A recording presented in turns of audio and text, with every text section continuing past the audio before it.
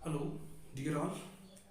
आज का जो हमारा टॉपिक है वो है ट्रॉपिकल साइक्लोन, उष्णकटिबंधीय चक्रवात।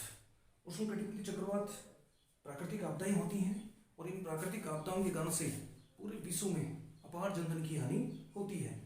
प्राकृतिक आपदाओं से हमारा तात्पर्य प्रकृति के द्वारा उत्पन्न ऐसी आपदाएं जो विस्तृत क्षेत्र में अपार जनधन की हानि करती हैं, प्राकृतिक आपदाएं कहलाती हैं। जैसे बाढ़, सूखा, चक्रवात, प्रतिचक्रवात, सुनामी, भूकंप, ज्वालामुखी, ये सभी की सभी प्राकृतिक आपदाएं हैं जो कि प्रकृति के द्वारा उत्पन्न की जाती हैं। आज का जो हमारा टॉपिक है वो ट्रॉपिकल साइक्लोन है, उष्णकटिबंधीय चक्रवात। उष्णकटिबंधीय चक्रवातों को समझने के लिए हम यहाँ एक मॉडल का प्रयोग करते हैं। उष्णकटिबंधीय चक्रवात के केंद्र में न्यून वायदाब पाया जाता है और जैसे जैसे हम केंद्र से परिधि की ओर निकलते हैं वायदाब है वो बढ़ता जाता है। जैसे यहाँ हम देख रहे हैं मॉडल में कि इसके सेंटर में 120 MB, इसके बाद में 140 MB, 160 MB, यानी कि सेंटर से जैसे जैसे हम परिधि की ओर जा रहे हैं वायदाब बढ़ता जाता है। हवाएं उच्च वायदाब से न्यून वायदाब की ओर चलती हैं। यहाँ सेंटर में क्या है, न्यून वायदाब, और परिधि में उच्च वायदाब, इसलिए हवाएं भी क्या करेंगी, परिधि से केंद्र की ओर चलेंगी, परिधि से केंद्र की ओर चलेंगी। हवाएं चलती क्यों हैं? वायदाब की भिन्नता के कारण। वायदाब की भिन्नता के कारण हवाएं उच्च वायदाब से न्यून वायदाब की ओर चलती हैं। तापमान और वायदाब में विपरीत संबंध होता है। तापमान, टेम्परेचर और एयर प्रेशर में विपरीत संबंध होता है। यदि तापमान अधिक है तो वायदाब न्यून होगा और तापमान न्यून है तो वायदाब अधिक होगा। इसलिए तापमान और वायदाब में विपरीत संबंध पाया जाता है। चक्रवात के अंतर्गत चक्रवात की परिधि में उच्च वायदाब होता है और चक्रवात के केंद्र में न्यून वायदाब होता है। अतः हवाएं भी उच्च वायदाब से न्यून वायदाब की ओर चक्राकार, अंडाकार या वर्ताकार या सर्पाकार या भौर बनाते हुए आगे बढ़ती हैं। आगे बढ़ते समय ये हवाएं फेरेल के नियम का अनुसरण करती हैं और फेरेल का नियम ये कहता है कि यदि आप उत्तरी गोलार्ध में फेरेल का नियम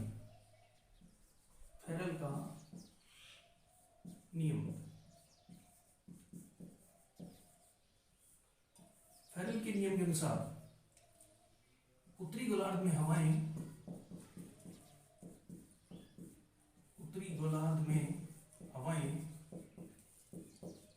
एंटी क्लॉकवाइज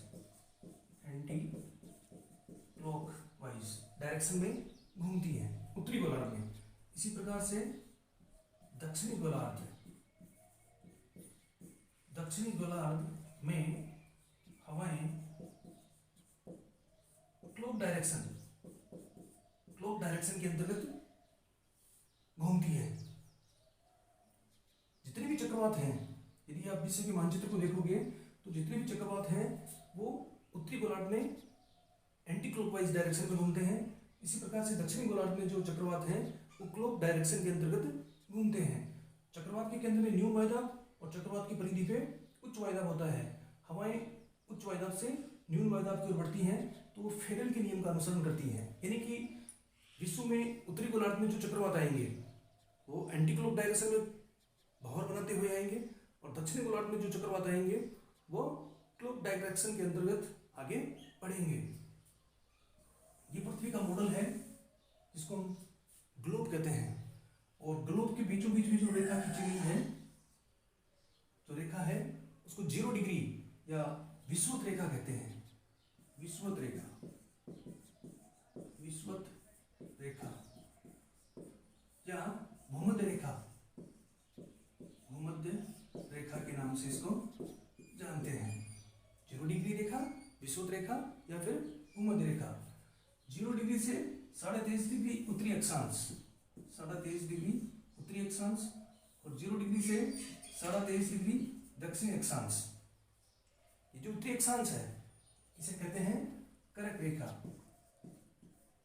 रेखा। इसी प्रकार से दक्षिणी 23.5 डिग्री दक्षिणी अक्षांश है, इसे कहते हैं मकर रेखा।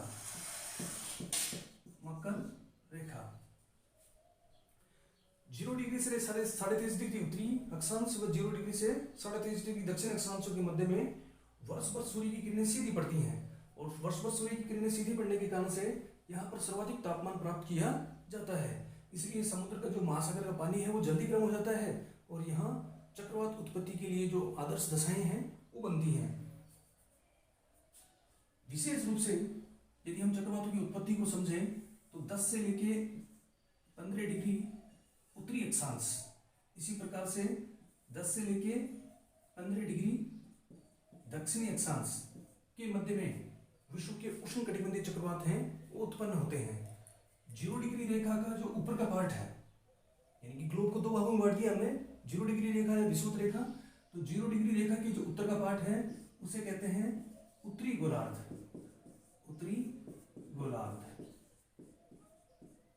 और 0 डिग्री रेखा की जो दक्षिण का पार्ट है, दो भागों में बांटा था हमने, इसे कहते हैं दक्षिणी गोलार्ध, दक्षिणी गोलार्ध। फेरेल का नियम क्या कहता है? फेरेल का नियम ये कहता है कि यदि आप उत्तरी गोलार्ध में मुंह करके खड़े हो तो हवाएं आपके एंटी क्लॉक डायरेक्शन में घूमती है, तो 0 डिग्री से उत्तर का जो पार्ट है वहां पर जो चक्रवात आएंगे उनका जो डायरेक्शन होगा वो एंटी क्लॉक होगा। इसी प्रकार से 0 डिग्री से दक्षिण में जो चक्रवात आएंगे वो उनमें जो हवाएं चलेंगी वो क्लॉक वाइज डायरेक्शन के अंतर्गत आगे बढ़ती हैं। अब हम यहाँ चर्चा करेंगे कि एक संपूर्ण विकसित चक्रवात का व्यास कितना होता है। तो एक संपूर्ण विकसित चक्रवात का व्यास है वो 1000 किलोमीटर तक हो सकता है, यानी कि इसका जो फैलाव है, चक्रवात का जो सर्कल है वो 1000 किलोमीटर तक हो सकता है, काफी विस्तृत क्षेत्र में आएंगे। नेक्स्ट, चक्रवात के मध्य में न्यून वायदा पाया जाता है, जिसके बारे में हम चर्चा कर रहे थे। चक्रवात के केंद्र में जो न्यून वायदा पाया जाता है, इस क्षेत्र को चक्रवात की आंख कहते हैं, चक्रवात की आंख या फिर चक्रवात का चक्षु। यहाँ पर सर्वाधिक न्यूनतम वायदा पाया जाता है, और इस चक्रवात की आंख का जो व्यास है वो 30 से लेके 35 किलोमीटर तक होता है। 30 से लेके 35 किलोमीटर तक का जो व्यास है वो हो सकता है। इस प्रकार से ये कहा जा सकता है कि चक्रवात न्यून वायदा के केंद्र होते हैं, जहां से परिधि से केंद्र की ओर हवाएं हैं चक्राकार, वर्ताकार या भौर बनाते हुए आगे बढ़ती हैं। आगे बढ़ते समय फेरेल का नियम का अनुसरण करती हैं। उत्तरी गोलार्ध में एंटी क्लॉकवाइज डायरेक्शन में और दक्षिण गोलार्ध में क्लॉक डायरेक्शन के अंतर्गत वो घूमती हैं, और इन हवाओं की गति है वो कभी कभी 200 किलोमीटर प्रति घंटे की स्पीड से भी, 200 किलोमीटर प्रति हाव काफी ज्यादा होगी। 200 किलोमीटर प्रति घंटे की स्पीड से प्रचंड गति से जब हवाएं आगे बढ़ेंगी तो स्वाभाविक रूप से जनधन की हानि है वो ज्यादा होगी। तो चक्रवात के केंद्र में न्यून वायदा और चक्रवात के बाहर उच्च वायदा पाया जाता है। हवाएं हमेशा हाई प्रेशर से लो प्रेशर की ओर चलती हैं, इसलिए चक्रवात के अंतर्गत जो हवाएं हैं वो परिधि से केंद्र की ओर चलेंगी, और इस प्रकार का संरचना है या मॉडल है उसका निर्माण होता है, जिसे हम चक्रवात कहते हैं। चक्रवात में जो हवाएं हैं विशेष रूप से उत्तरी गोलार्ध में एंटी क्लॉक डायरेक्शन में और दक्षिण गोलार्ध में क्लॉक डायरेक्शन के अंतर्गत घूमती हैं। एक पूर्ण रूपेण चक्रवात है उसका व्यास 1000 किलोमीटर तक हो सकता है। इसी प्रकार से जो नेक्स्ट चक्रवात का महत्वपूर्ण मॉडल है वो है चक्रवात की आंख, जिसको समझना बहुत ही आवश्यक है। चक्रवातों की उत्पत्ति, सभी उष्णकटिबंधीय चक्रवातों की उत्पत्ति 10 से लेकर 15 डिग्री उत्तरी और 10 से लेकर 15 डिग्री दक्षिण अक्षांशों के मध्य में ही होती है, क्योंकि वहां पर उष्णकटिबंधीय जलवायु पाई जाती है जो चक्रवात की उत्पत्ति के लिए आदर्श मानी जाती है। चक्रवात की आंख, चक्रवात की आंख को समझने के लिए हमें देखते हैं।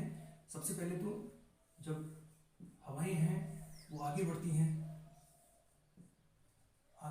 चक्रवात में परिधि से केंद्र की ओर, परिधि से केंद्र की ओर जब हवाएं आगे बढ़ रही होती हैं तो एक निश्चित क्षेत्र है, एक पर्टिकुलर एरिया है, वहां पर हवाएं हैं वो बहुत ज़्यादा गर्म हो जाती हैं, और गर्म होकर हवाएं हैं वो ऊपर उठती हैं। हवाएं गर्म होकर ऊपर उठती हैं, ऊपर उठती हैं, हवाएं गर्म होकर ऊपर उठती हैं और ऊपर उठती हैं। ऊपर उठने के बाद में वायुमंडल में जाकर वो फैल जाती हैं इस प्रकार से। वायुमंडल में जाके वो फैल गई हैं। ये जो क्षेत्र है बीच वाले, जहां से एक ये निश्चित क्षेत्र है, पर्टिकुलर एरिया जिसको आप कह सकते हो, जहां से हवाएं हैं वो आगे बढ़ती हैं, गर्म हो जाती है, बहुत ज़्यादा गर्म हो जाएंगी तो हवाएं क्या करेंगी, ऊपर उठ जाएंगी। और ऊपर उठ जाने के बाद में ये जो क्षेत्र है, ये आप जो पाइप नुमा क्षेत्र देख रहे हो, पाइप कह सकते हो आप इसको, इस प्रकार की जो पाइप नुमा क्षेत्र देख रहे हो, इसे कहते हैं चक्रवात की आंख। चक्रवात की आंख, और ये चक्रवात का सबसे महत्वपूर्ण पार्ट है। चक्रवात की आंख में मौसम शांत होता है, किसी प्रकार की हलचल नहीं होती, हवाएं मंद गति से आगे बढ़ती हैं, न बादल होता है न बिजली चमकती है, बिल्कुल शांत होता है। यहाँ तक हो सकता है कि यदि चक्रवात की जो आंख है उसमें कोई व्यक्ति खड़ा है तो उसको पता ही नहीं चलेगा कि जो चक्रवात की दीवार है, ये जो आप देख रहे हो पाइप नुमा इस प्रकार की संरचना बनती है, इसे कहते हैं चक्रवात की दीवार। चक्रवात की दीवार इस प्रकार की जो संरचना है। तो यदि कोई व्यक्ति चक्रवात के मध्य में, चक्रवात की आंख में खड़ा है तो उसको पता ही नहीं चलेगा कि चक्रवात की दीवार के बाहर 200 किलोमीटर की स्पीड से हवाएं चल रही हैं और बहुत ज़्यादा प्राकृतिक वातावरण में हलचल मची हुई है। उसको महसूस ही नहीं होगा, पता ही नहीं चलेगा, क्योंकि वहाँ पर जो हवाएं हैं वो मंद गति से हो रही होती हैं, किसी प्रकार की जो प्राकृतिक हलचल है वो नहीं हो रही होती है। इसलिए चक्रवात की आंख है, वहाँ पर बिल्कुल मौसम शांत होता है, किसी प्रकार का कोई हलचल नहीं होती। लेकिन जैसे जैसे चक्रवात की दीवार के पास, दीवार के बाहर निकलते हैं, चक्रवात है प्रचंड गति से आगे बढ़ता है और सर्वाधिक नुकसान भी चक्रवात की दीवार के पास में ही होता है। और यहाँ पर काले घने बादल छाए होते हैं, चक्रवात की दीवार के जस्ट पास में घने काले बादल छाए होते हैं, कपासी बादल, कपासी काले बादल, कपासी बादल। और इन बादलों के द्वारा मूसलाधार वर्षा होती है, बिजली की चमक और बादल की गरज के साथ में यहाँ चक्रवात की दीवार के जस्ट पास में मूसलाधार वर्षा प्राप्त की जाती है। सर्वाधिक वर्षा चक्रवात की दीवार के पास में होती है और प्रचंड जो पवनों का वेग है वो भी बहुत ज़्यादा होता है। एक विकसित चक्रवात के द्वारा जितनी पूरे वर्ष में वर्षा होती है उसकी 70 से 75% वर्षा है वो चक्रवात की दीवार के पास में ही होती है। चक्रवात के केंद्र में मौसम शांत होता है, जिसको हम चक्रवात की आंख के नाम से जानते हैं। इस चक्रवात की आंख का व्यास 30 से लेके 35 किलोमीटर तक होता है। 30 से लेके 35 किलोमीटर के अंतर्गत जो चक्रवात का आंख है उसका व्यास पाया जाता है। यहाँ मौसम शांत होता है। जैसे ही चक्रवात की दीवार के पास निकलते हैं, दीवार के जस्ट पास में है, तो वहाँ पर कपासी काले बादल छाए होते हैं और बिजली की चमक और बादल की गरज के साथ में यहाँ पर मूसलाधार वर्षा होती है। जो जहाँ से ये हवाएं ऊपर उठती हैं, गर्म होने के बाद में हवाएं जो ऊपर उठ रही हैं, इसे कहते हैं चक्रवात की दीवार। और चक्रवात की दीवार है, यहाँ पर सर्वाधिक हलचल है वो दिखाई देती है। नेक्स्ट, अब इसमें सबसे जो महत्वपूर्ण चीज़ें हैं वो हम नोट कर रहे हैं। अब इसी में आपका चक्रवात की उत्पत्ति के लिए किस प्रकार की आदर्श दशाएं होनी चाहिए, या चक्रवात की उत्पत्ति के लिए जो अनुकूल भौतिक दशाएं हैं वो किस प्रकार से होती हैं, उससे पहले हम देखेंगे जो बहुत सारी प्रतियोगिता परीक्षाओं में और अन्य जो प्रतियोगी परीक्षाएं के अलावा जो कॉलेज की विषय की एग्ज़ाम्स होती हैं, 10th 12th की एग्ज़ाम होती हैं, उनमें इन विश्व के जो चक्रवात हैं उनको किन किन नामों से जाना जाता है। जैसे राजस्थान की बात करें तो राजस्थान में मारवाड़ साइड है, वहाँ पर चक्रवातों को भूत के नाम से जानते हैं, बच्चों को डराने के लिए भूत, क्योंकि मिट्टी वगैरह में जाएंगे बच्चे उधर चक्रवात में, तो उससे बचाने के लिए वहाँ पर भूत की संज्ञा दी जाती है।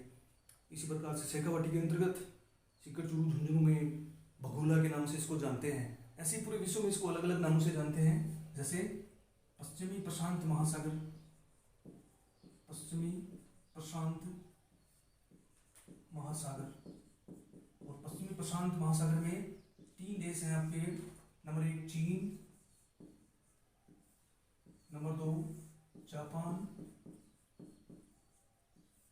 Number 3 Philippines. यहाँ पर जो ट्रॉपिकल साइक्लोन आते हैं, इन ट्रॉपिकल साइक्लोन को यहाँ टाइफून कहते हैं। टाइफून, टाइफून के नाम से जाना जाता है। नेक्स्ट नंबर 4 संयुक्त राज्य America, United state of America. संयुक्त राज्य अमेरिका के अंतर्गत जो चक्रवात आते हैं वहाँ इन्हें हरिकेन के नाम से जानते हैं। हरिकेन।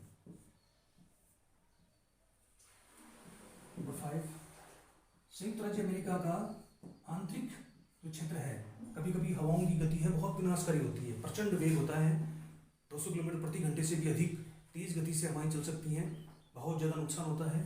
तो संयुक्त राज्य अमेरिका के अंदर तक मैक्सिको की खाड़ी को पार करने के बाद में न्यूफाउंडलैंड राज्य तक, न्यूफाउंड राज्य से भी अंदर तक हवाएं काफ़ी विनाश करती हैं। और इन हवाओं को जो संयुक्त राज्य अमेरिका के आंतरिक भागों में चलती हैं भयंकर जन विनाश करती हैं।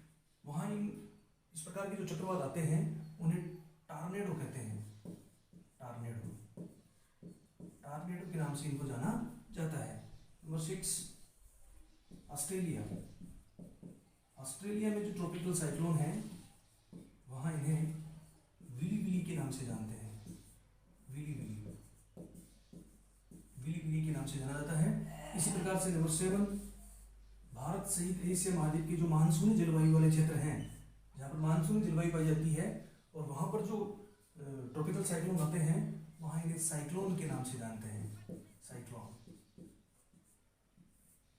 तो यहाँ हम समझ सकते हैं कि जो पश्चिमी प्रशांत महासागर में चीन, जापान और फिलीपाइंस हैं, यहाँ पर जो चक्रवात आते हैं, ट्रॉपिकल साइक्लोन आते हैं, उन्हें टाइफून कहते हैं। संयुक्त राज्य अमेरिका के तटवर्ती क्षेत्रों पर जो चक्रवात आते हैं उन्हें हरिकेन कहते हैं। संयुक्त राज्य अमेरिका के आंतरिक क्षेत्र में जो मैक्सिको की खाड़ी को पार करने के बाद में चक्रवात न्यूफाउंडलैंड राज्य से होते हुए अंदर तक चले जाते हैं, आंतरिक भागों में काफ़ी विनाशकारी होते हैं, 200 किलोमीटर प्रति घंटे की स्पीड से हवाएं चलती हैं, टॉर्नेडो कहलाते हैं। ऑस्ट्रेलिया में जो चक्रवात आते हैं उन्हें विली विली, और भारत सहित एशिया महाद्वीप की जो मानसून जलवायु वाले क्षेत्र हैं वहाँ इन्हें साइक्लोन के नाम से जाना जाता है। नेक्स्ट के अंतर्गत अब हम समझेंगे किसी भी चक्रवात की उत्पत्ति के लिए किस प्रकार की आदर्श दशाएं होनी चाहिए, यानी कि अनुकूल भौतिक दशाएं किसी भी चक्रवात के लिए किस प्रकार की होनी चाहिए। तो हम यहाँ देखते हैं चक्रवात उत्पत्ति की आदर्श दशाएं। चक्रवात उत्पत्ति की आदर्श दशाएं सर्वाधिक महत्वपूर्ण है। नंबर 1 कोरियोलिस बल का मान, कोरियोलिस बल का मान 0 से अधिक, 0 से अधिक होना चाहिए। पहली कंडीशन तो यही है, किसी भी चक्रवात के लिए यह आवश्यक है कि कोरियोलिस बल है वो 0 से अधिक होना चाहिए। अब यहाँ इसको हम समझने की कोशिश करेंगे। यह आपके पृथ्वी का काल्पनिक मॉडल है, ग्लोब, और ये आपका 0 डिग्री, जिसको हम विषुवत रेखा कहते हैं, विषुवत रेखा, भूमध्य रेखा कहते हैं। तो 0 डिग्री पे है, विषुवत रेखा पे जो कोरियोलिस बल है उसका मान होता है 0। 0 डिग्री पे विषुवत रेखा पे, भूमध्य रेखा पे कोरियोलिस बल 0 होता है। तो कोरियोलिस बल 0 होने के कारण से यहाँ जस्ट विषुवत रेखा पे चक्रवात उत्पन्न नहीं होंगे, क्योंकि यहाँ कोरियोलिस बल का मान 0 है, 0 है, इसलिए यहाँ चक्रवात उत्पन्न नहीं होंगे। जैसे जैसे हम 0 डिग्री से उत्तर में जाएंगे, जैसे जैसे हम 0 डिग्री से उत्तर में जाएंगे, जैसे जैसे हम 0 डिग्री से दक्षिण में जाएंगे तो चक्रवात उत्पन्न होंगे, क्योंकि वहाँ कोरियोलिस बल का मान है वो बढ़ जाएगा। लेकिन जस्ट 0 डिग्री पे उष्णकटिबंधीय चक्रवात हैं वो उत्पन्न नहीं होंगे। हाँ, 10 से 15 डिग्री के मध्य में उत्तरी अक्षांश और 10 से 15 डिग्री दक्षिण अक्षांश के मध्य में इनके लिए आदर्श स्थितियां बनती हैं, अतः यहाँ चक्रवात है वो अधिक उत्पन्न होते हैं। हाँ ठीक है, 90 डिग्री उत्तरी यानी कि जैसे जैसे ध्रुवीय क्षेत्रों की ओर जाएंगे तो भी चक्रवात उत्पन्न नहीं होंगे उष्णकटिबंधीय, क्योंकि वहाँ का जो जलवायु है वो बहुत ठंडा है, और ठंडा जलवायु होने के कारण से चक्रवात को जो उष्मा उसका भोजन होता है उसको नहीं मिल पाएगी। इसलिए ध्रुवीय क्षेत्रों में उष्णकटिबंधीय चक्रवात उत्पन्न नहीं होंगे। 10 से 15 डिग्री इनके लिए अनुकूल आदर्श स्थिति बनती है, उत्तरी अक्षांश और दक्षिण अक्षांश। लेकिन 0 डिग्री पे जस्ट जिसको विषुवत रेखा कहते हैं वहां पर भी चक्रवात उत्पन्न नहीं होंगे, क्योंकि वहां पर कोरियोलिस बल का मान है वो शून्य होता है। हाँ, यदि हम बात करें उत्तरी गोलार्ध में, 0 डिग्री के उत्तर का जो भाग है उत्तरी गोलार्ध, तो उत्तरी गोलार्ध में चक्रवातों की बारंबारता अधिक होगी, क्योंकि यहाँ पर स्थल की अधिकता है। इसलिए जो उत्तरी गोलार्ध है उसको स्थल गोलार्ध कहते हैं। जल की अधिकता के कारण उत्तरी गोलार्ध को स्थल गोलार्ध और दक्षिण गोलार्ध को जल की अधिकता के कारण से जल गोलार्ध कहा जाता है। तो पहली कंडीशन, कोरियोलिस बल का मान 0 से अधिक होना चाहिए। विषुवत रेखा भी 0 है, चक्रवात उत्पन्न नहीं होंगे। ध्रुवीय क्षेत्रों का क्लाइमेट ठंडा है, इसलिए वहां भी चक्रवात उत्पन्न नहीं होंगे। मध्यवर्ती जो अक्षांशीय क्षेत्र हैं, कुल मिलाकर देखा जाए तो 10 से लेकर 15 डिग्री उत्तरी और 10 से लेकर 15 डिग्री दक्षिण अक्षांशीय क्षेत्र हैं, वहां पर चक्रवात उत्पत्ति के लिए आदर्श दशाएं हैं वो विद्यमान होती हैं। नेक्स्ट नंबर 2 है वायुमंडल में आर्द्रता की अधिकता, बहुत आवश्यक है। वायुमंडल में आर्द्रता की अधिकता, वायुमंडल में आर्द्रता की अधिकता, इसको कहते हैं संघनन की गुप्त उष्मा। संघनन की गुप्त उष्मा, सर्वाधिक महत्वपूर्ण है। वायुमंडल में आर्द्रता की अधिकता, किसी भी उष्णकटिबंधीय चक्रवात की उत्पत्ति के लिए वायुमंडल में आर्द्रता का होना आवश्यक है। जब तक वायुमंडल में आर्द्रता नहीं होगी चक्रवात उत्पन्न नहीं होंगे, क्योंकि चक्रवातों का जो भोजन है वो क्या है, आर्द्रता। भोजन से तात्पर्य एनर्जी। चक्रवात आगे बढ़ने के लिए जो एनर्जी लेते हैं वो वायुमंडल में जो आर्द्रता विद्यमान होती है उसी से लेते हैं। इसको हम कहते हैं संघनन की गुप्त उष्मा। संघनन की गुप्त उष्मा, वास्तव में संघनन की गुप्त उष्मा क्या है कि जो महासागरीय क्षेत्रों में विशेषकर 0 डिग्री से लेकर कर्क और मकर रेखाओं के मध्य में 23.5 डिग्री उत्तरी और 23.5 डिग्री दक्षिण अक्षांशों के मध्य में वर्ष भर सूर्य की किरणें क्या पड़ती हैं, सीधी पड़ती हैं। सूर्य की किरणें सीधी पड़ने के कारण से यहाँ क्या होगा, तापमान ज्यादा प्राप्त होगा, तापमान अधिक प्राप्त होगा। हवाएं हैं बहुत ज्यादा गर्म हो जाएंगी तो यहाँ का जलवायु उष्ण होगा। वर्ष भर ऐसा ही होता है। तो यहाँ जो पानी है वो गर्म हो जाएगा और गर्म होकर पानी ऊपर उठेगा, भाप के रूप में, वाष्प के रूप में ऊपर उठेगा, वायुमंडल में जाएगा। वायुमंडल में जाने के बाद में जो वाष्प है वो जल की बूंदों के रूप में कन्वर्ट होने से पहले उसकी जो एनर्जी थी वो वायुमंडल में विलीन हो जाती है, वायुमंडल में विलीन हो जाती है। इस एनर्जी को जो वायुमंडल में विलीन हो गई उसे कहते हैं संघनन की गुप्त उष्मा। संघनन की गुप्त उष्मा, और किसी भी चक्रवात के लिए संघनन की गुप्त उष्मा का रहना आवश्यक है। यानी कि चक्रवात जैसे जैसे आगे बढ़ेगा संघनन की गुप्त उष्मा उसको मिलती रहेगी, तो चक्रवात का जो वेग है वो बढ़ता रहेगा और आगे चक्रवात गति करता रहेगा। लेकिन जैसे ही चक्रवात को संघनन की गुप्त उष्मा मिलनी बंद हो जाएगी, चक्रवात धीरे धीरे कमजोर पड़ जाएगा, क्षीण हो जाएगा और एक स्थिति ऐसी आएगी कि चक्रवात है वो मृत अवस्था में चला जाएगा। इसलिए संघनन की गुप्त उष्मा चक्रवात के लिए आवश्यक है। चक्रवात का मुख्य भोजन है संघनन की गुप्त उष्मा। जैसे ही पानी को गर्म होता है, भाप में, वाष्प में बदलता है, वायुमंडल में जाता है, वायुमंडल में पानी है वो ठंडा होता है, ठंडा होने से वो पानी की जो वाष्प है वो पानी की बूंदों में कन्वर्ट हो जाएगा और पानी की बूंदें हैं वो वर्षा के माध्यम से नीचे आएंगी, धरातल पे वर्षा हो जाएगी। लेकिन जो एनर्जी गई थी भाप के माध्यम से ऊपर गर्म होकर, वो एनर्जी वायुमंडल में विलीन हो जाती है, दिखाई नहीं देती, वायुमंडल में विलीन हो जाती है। उस जो एनर्जी है उसे कहते हैं संघनन की गुप्त उष्मा। और संघनन की गुप्त उष्मा उष्णकटिबंधीय चक्रवातों का मुख्य भोजन है। यानी कि जब तक चक्रवातों को संघनन की गुप्त ऊष्मा मिलती रहेगी तब तक चक्रवात हैं वो आगे बढ़ते रहेंगे। ये हो गया आपका। नेक्स्ट नंबर 3, महासागरों के पश्चिमी भाग। महासागरों के पश्चिमी भाग महत्वपूर्ण है। महासागरों के पश्चिमी भागों पर ही चक्रवात क्यों उत्पन्न होते हैं? महासागरों के पश्चिमी भागों पर ही चक्रवात क्यों उत्पन्न होते हैं? इसका मुख्य कारण है गर्म जलधाराएं। गर्म जलधाराएं के पश्चिमी भाग, गर्म जल की धाराएं। जिस प्रकार से हमारे धरातल पर बड़ी बड़ी नदियां प्रवाहित होती हैं, ठीक उसी प्रकार से महासागरीय क्षेत्रों में गर्म पानी की और ठंडे पानी की जलधाराएं प्रवाहित होती हैं। तो अधिकांश जितने भी महासागर हैं, चाहे वो अटलांटिक महासागर हो, हिंद महासागर हो, प्रशांत महासागर हो, उन सबके पश्चिमी भागों पर गर्म जल की धाराएं बहती हैं, प्रवाहित होती हैं। और गर्म जल की जलधाराएं हैं वो चक्रवात की उत्पत्ति के लिए आदर्श परिस्थितियां उपलब्ध करवाती हैं।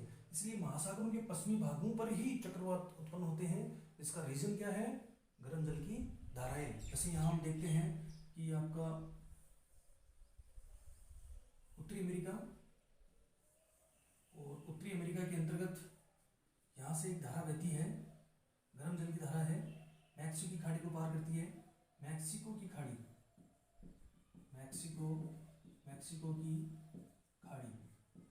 मैक्सिको की खाड़ी को पार करने के बाद में ये हवाएं, जो गर्म जलधारा है, ये न्यूफाउंडलैंड राज्य तक पहुंच जाती है। न्यूफाउंडलैंड,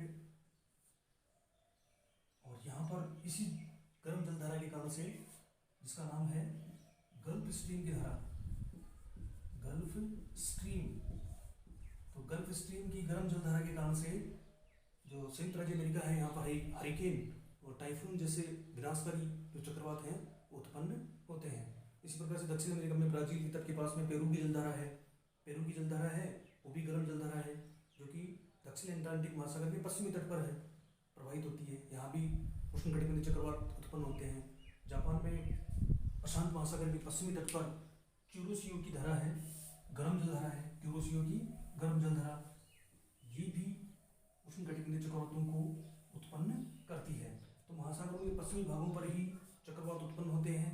इसका मुख्य कारण है कि महासागरों के पश्चिमी भागों पर महासागरीय गर्म जल की धाराएं हैं वो प्रवाहित होती हैं। नेक्स्ट नंबर 4, सागर तल गहराई। सागर तल गहराई व तापमान। सागर तल गहराई, यदि सागर तल की गहराई ज्यादा होगी तो सूर्य का प्रकाश जितनी उष्मा ऊर्जा के माध्यम से जल को गर्म कर सकता था वो नहीं हो पाएगा, क्योंकि जल है वो ऊपर नीचे गति करता रहेगा और जितनी अधिक मात्रा में उसको गर्म होना चाहिए था वो नहीं हो पाएगा। इसलिए सागर तल की गहराई है वो 60 मीटर से अधिक नहीं होनी चाहिए, ताकि पानी है वो जल्दी गर्म हो जाए और उष्णकटिबंधीय चक्रवात है उनके लिए अनुकूल परिस्थितियां बन जाएं। इसी प्रकार से 27 डिग्री सेंटीग्रेड तापमान है वो उष्णकटिबंधीय चक्रवातों की उत्पत्ति के लिए आदर्श माना गया है। इससे कम तापमान में जो उष्णकटिबंधीय चक्रवात हैं वो उत्पन्न नहीं हो पाते या बहुत ही कमजोर होते हैं। तो ये था हमारा टॉपिक आज का, ट्रॉपिकल साइक्लोन। और ट्रॉपिकल साइक्लोन कैसे बनते हैं, उनकी संरचना किस प्रकार से होती है, उनकी उत्पत्ति का स्थान कौन सा है, उनकी उत्पत्ति के लिए किस प्रकार की आदर्श दशाएं होनी चाहिए।